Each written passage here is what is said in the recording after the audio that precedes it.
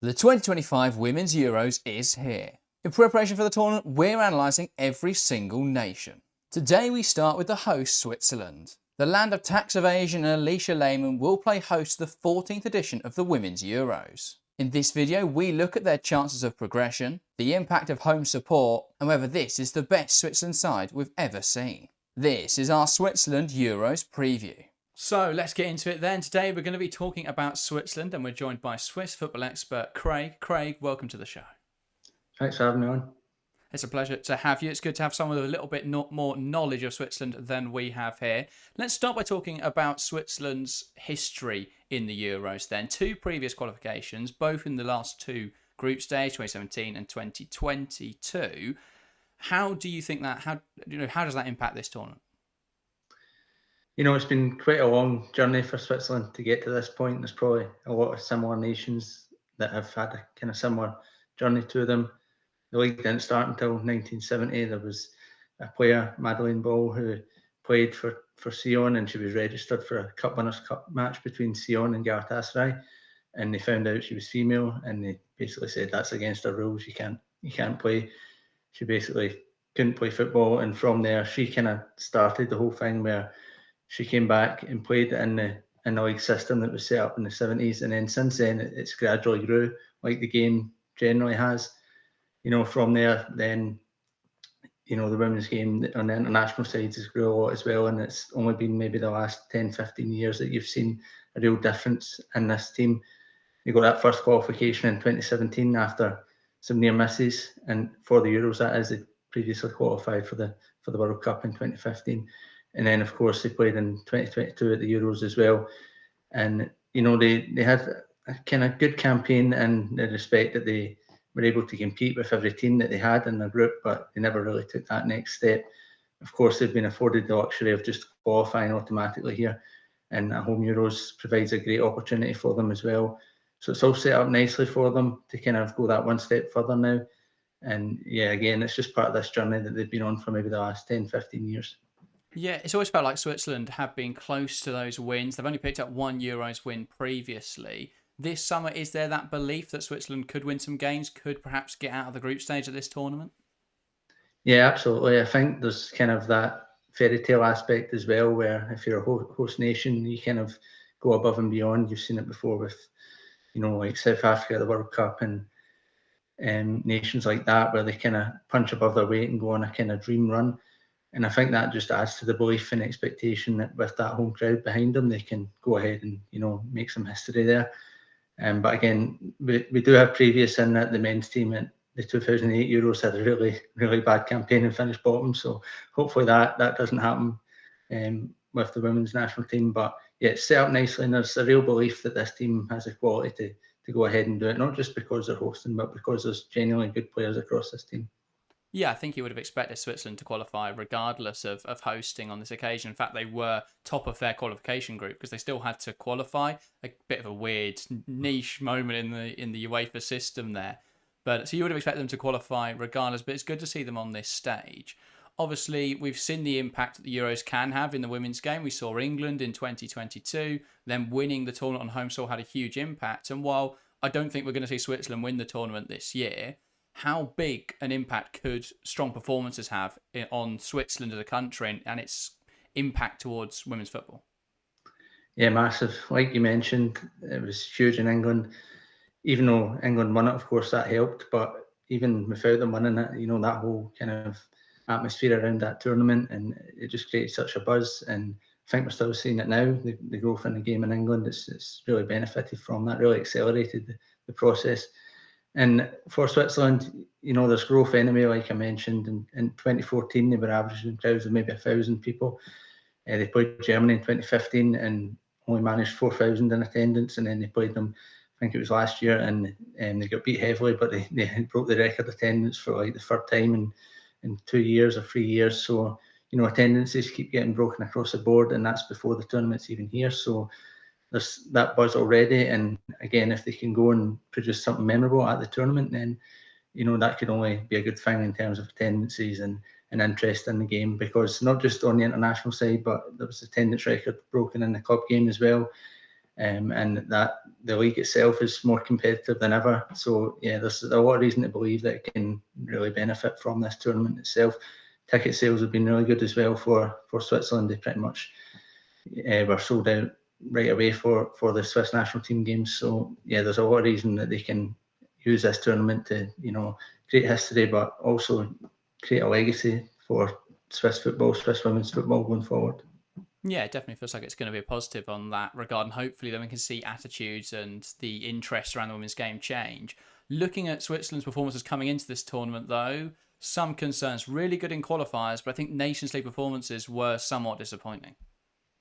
Yeah, absolutely, and it's a tricky one because they were paired in that group with France, which that's a free hit if you lose to France, and that's just the way it is. But they were then paired with Norway and Iceland, and they're going to play Norway and Iceland at the tournament this summer. And it kind of gave you a preview of what to expect, but they've really underperformed in that regard. Again, it's not really as important in the Nations League itself. Ideally, you don't get relegated, but I don't think the objective really was to go and do anything in this tournament. But the performances themselves, the whole team across the board, the manager probably would have expected a lot better. The fans expected a lot better as well against those similar level teams that they're going to play this summer, and they just didn't really perform. There was a lot of mistakes and a lot of kind of issues in terms of the team just didn't seem to gel very well. And it's a frustrating one because there's more attacking players in this team maybe than there has been in a long time. You've got experience across the board. Players like Leah Valti, who of course won Champions League with Arsenal. You've got Ramona Bachmann and other players like that, very experienced, score lots of goals for the team generally. And you've got a core group of young players coming through. Sydney Schertenleib, who just signed for Barcelona last season. Genuinely believe she's going to be one of the best women's players in the world going forward. Will win the Champions League. She was finalist, of course, just last month or this month. But yeah, I really do believe she's going to be a big star for the team as well. And then you've got Naomi Loye and Iman Benny, who were stars for young boys when they won their first title this season, first title since 2013. And yeah, they were really a core part of that team as well. So there's a lot of excitement about the team, but it's not clicking together, which is a bit frustrating, especially when, again, it's against those teams that you're going to be coming up against in the summer. You would have expected a bit more. Yeah, I mean, that has been a problem across the women's game, has been teams playing in the Nations League, teams that are going to go on and play in the group stage. We saw it with Spain. They've got Portugal and Belgium in their Euros group. They did also play them in the Nations League. What impact does that have, do you think? Well, generally, when I've seen that group drawn, you kind of think this is a good opportunity to see where you lie against these teams. It's always good to play them and kind of get that preview. But I think it's just generally posed more questions than answers for Switzerland anyway. It's probably benefited other teams, but Switzerland go away from these games really none the wiser of how things are going to go in the summer. Probably more disappointed because you would have expected more of a fight against these teams and more, at least to win one of the games, to lose both games to Norway, to draw both games with Iceland. You would have expected, especially at home, to have won one of those games, because you're going to need to do that in the summer. You're going to need to beat Iceland or Norway, at least, to maybe both, to get out of the group. So, yeah, it's just very disappointing, and there's not many games left to go ahead and rectify any of these issues. I'm not really even sure what the issue is, because, like I say, the team itself, I've got more belief and confidence in the group of players that are in this team than I have in many other tournaments that have gone by. But yeah, it's given a lot more questions that I'm not sure there's going to be enough time to work out Feels the like answer. there's a lot of questions with this Switzerland side, a lot of unpredictability going into this tournament. One area of that is in goal, because there's two options really. You've got Peng and you've got Herzog. Peng's had a brilliant season at Werder Bremen. She's just signed for Chelsea, and she played the last two Nations League games, but Herzog played before then. So who do you think is going to start this tournament? Yeah, it's a tricky one, and again, another question, and it's probably a part of the team where you would like to have some kind of consistency where you know exactly who's going to be in goals, and you don't even need to worry about that and can address all these other issues that have cropped up. But yeah, that's one that's up in the air as well. Herzog played in the first two games. I think she made mistakes in 3 consecutive games, especially against Iceland away from home. She made 2 mistakes for 2 of the 3 goals, and then Olivia Peng came in for the final 2 games, but she made a really bad mistake against France as well.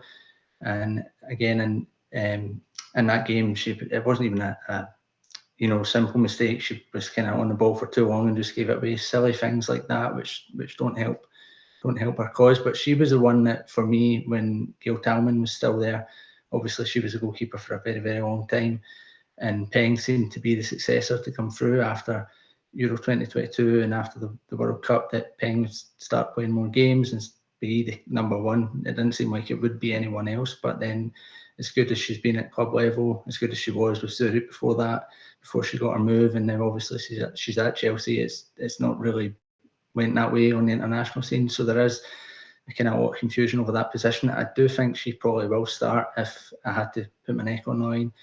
But again, you're not going into those games with full confidence in your goalkeeper because of what transpired in the Nations League with both of them. So let's have a look then at Switzerland's tactics for this tournament. As you can see, it looks like it's going to be this 3-4-1-2 shape for Switzerland, where you've got these two wide players, Anne-Marie Serna-Gorsevic and Benet, and then this block of players in midfield. Now, what Switzerland like to do is pack out this midfield area when they haven't got the ball. So what we see is Serna-Gorsevic drop a little bit deeper, Benet drop a little bit deeper. Then quite interestingly, this attacking three of Flumley, Velotto and Schertenleib do something very interesting when they don't have possession. We'll see the attack midfielder put either left or right, and then we'll see one of these two strikers, depending on where the attack midfielder's dropped, drop into this sort of position. So you end up with this 5-4-1 out of possession shape, which is very interesting to see. It's quite defensive, but as we know, when they turn the ball over, we'll see Velotto get forwards again. We'll see Schertenleib make this wide run. We'll see Flumley come back to shape. These wing-backs get high, and then they look to transition the ball quickly. So it's quite good. I think Switzerland are very good transitioning. We've seen that a lot of their goals come from when they are able to turn that ball over quickly and break in behind. They've got runners in the form of Formley and in the form of Schertenleib, both players who are very comfortable making those runs in behind. You've also got Anne-Marie Serna-Gorsevic. If anyone's familiar with her, she's more of a forward player. So to have her in this left wing back role, it gives you someone who can get up the line here and offer a lot of attacking prowess, someone who's very good at carrying the ball, but also someone who can take players on. So if you're getting into the final third, she can be very dangerous, and that's very useful to have as a wing back. Obviously, that does come with a little bit of danger when you don't have possession, because she's not a natural left back, but I think overall it does help them massively when they are attacking. Looking at one of the big debates here, talking about personnel, in goal here you've got Livia Peng. Now, there's been a bit of a debate as to who's going to start in goal for Switzerland at this tournament. Herzog played a lot of the earlier games this season. Peng's come in and played the most recent internationals.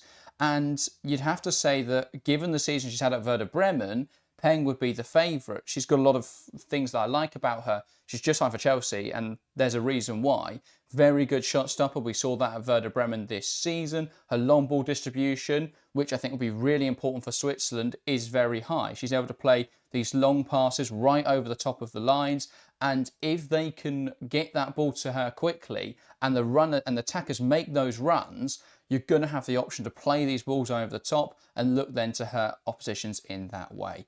Looking at this back three, it's a little bit unsure on who's going to play where. You've got Noel Maritz, who a lot of WSL fans will be familiar with. You've got Stierlei and you've got Belest. They have got other options. We could see Luana Buehler come in and play this right-hand side role. We could see Caligaris come in. They've used a few different players. What I can say is I think Maritz will start. I think Stierlei will start. There's then a little bit of debate as to who that third choice will be. The other options off the bench, I think they'll be a bit gutted. Ramona Bachmann just picked up a cruciate ligament injury before this tournament, so she's unlikely to be involved. And I do think that weakens them somewhat. They have got players like So, who could come in the midfield here if they don't want Pueblo, could bring So into that sort of position. They've got options like Alicia Lehmann, who could play on this left-hand side instead of Serna-Gorsevic. So they've got different players that can fill different roles. I think what they've got nicely is some complementary roles in the sense that if you have Lehmann or if you have Serna-Gorsevic, both of them do very similar roles in this team. So I wouldn't be too concerned about rotation in that regard. One player I do want to pick out as well is Velotto. Velotto is a player who I think will have that breakout tournament. We speak about stars who will have breakout tournaments. Oftentimes they're younger players who already play for good clubs. I think that's what the media's been perpetuating. But I think for me, a breakout star is someone who isn't really well known, comes into a tournament, a bit like Hinata Miyazawa at the last World Cup. I think that'll be Villotto for me. She plays her football in the Damsalvaskan out in Sweden. She is a fantastic creative midfielder. And if she can make these through balls in behind to Schertenleib, into Formley, we know they're really good at making runs in behind. I think that could be incredibly dangerous. So overall, they're going to be a very transitional side, Switzerland. My fears with them are their centre-backs aren't particularly aggressive. So oftentimes, if we pull back into this defensive shape again, oftentimes they'll be in this shape. And when you're this low, teams will come onto you. So you'll have opposition centre-backs pushing up against, or opposition strikers, sorry, pushing up against the centre-halves. Now, the problem is these centre-backs need to react really quickly, because if not, players get the opportunity to turn in those sorts of spaces and then break in behind and get shots away. So I think that's a bit of a problem. I say the other thing is when they are camped up, so if we take it back into these sorts of attacking areas where you end up with a lot of players high, I think the problem for Switzerland is they don't have a lot of pace in this back line. When you look at it, they're not very good at dealing with defensive transitions. So if they turn the ball over in positions like this, are Lehmann or Cerna Gorsevic and Bene going to be able to drop back quick enough? Are these defensive midfielders going to be able to get back in quick enough? That's a big question for me at this tournament for Switzerland. Can they defend transitions? They're very good at breaking away in transition. Can they defend transitions in that same way? I would also say the other concern is if we take it back to this defensive shape, just momentarily, I think they're a little bit too wide. Oftentimes we see the centre halves going right off the edge of the box. It does leave these sorts of gaps in here. Now, they can be plugged if Vauti, So, Poibel, whoever's playing in the pivot can track those runs, but it's still a very wide out of possession shape, and that would concern me somewhat if they can't deal with the players in these central areas. But overall, Switzerland, a very, very interesting team. So looking at the group then, I think it's fair to say Iceland is probably the most important game. You've got Finland, which you'd expect to be a little more comfortable for Switzerland. You've got Norway, which is probably a stretch at this tournament. Iceland then, is it a fair assessment to say that is the most important game for Switzerland? Yeah, I would say so. They need to win that game if they have any ambition of getting out of this group.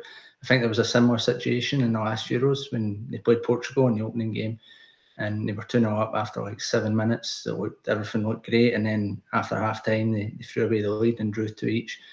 And that's the kind of games they need to go and win, because they've shown they can be competitive in the past. They've had competitive games at the last Euros against Sweden and Netherlands, but fell short. And if they can go and get wins against these similar level teams like Iceland, they can then use that kind of as a springboard to go and progress through the group.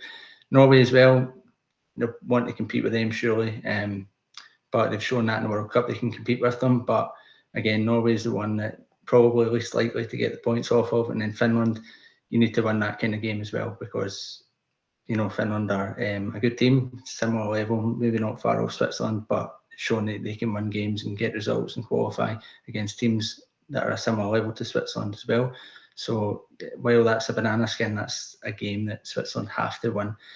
There's just always these games in tournaments across the board where you have to win them to have any chance of getting out of the group, and that's really Switzerland's goal. They need to go and do that because they've not done that in those games in the past.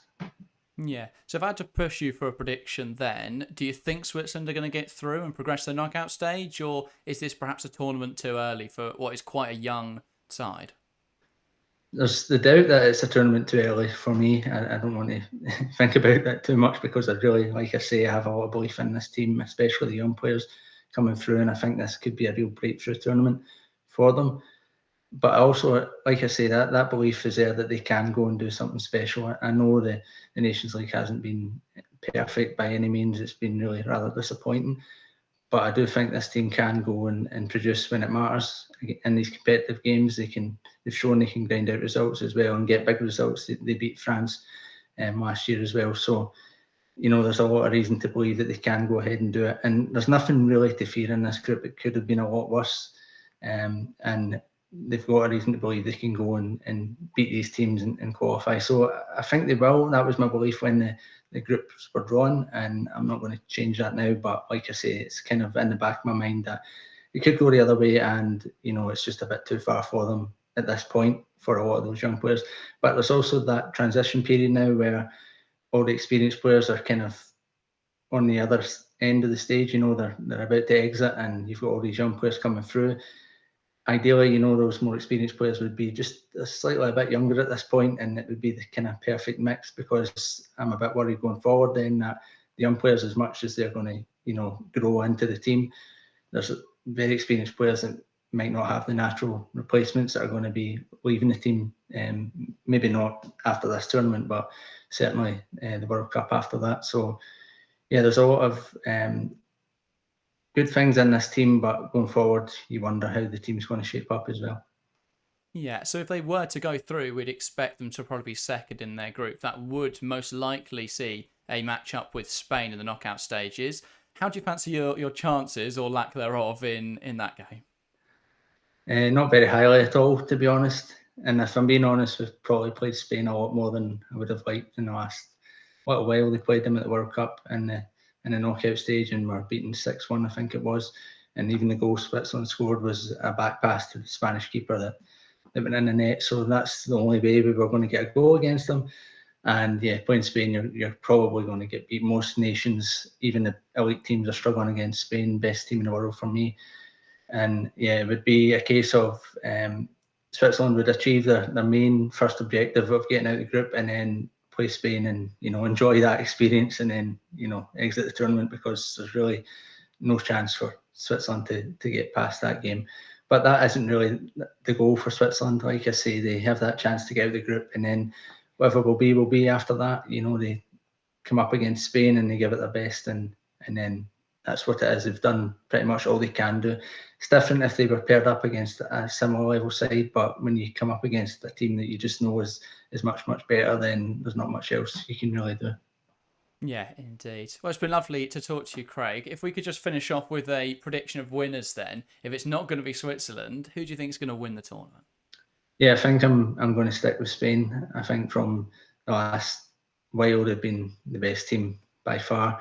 There's teams that can threaten them and have looked really good. Germany, for example, have been really impressive recently, but I just don't think anyone can really touch Spain if they're on their game. And yeah, I'm going to go with Spain. Perfect. Well, thank you very much, as I say, for coming on. That does conclude today's preview. Make sure to join us tomorrow. We'll be covering Iceland and their chances at this Euros. That, though, is everything from us today. Thank you guys very much for watching, and we'll see you next time.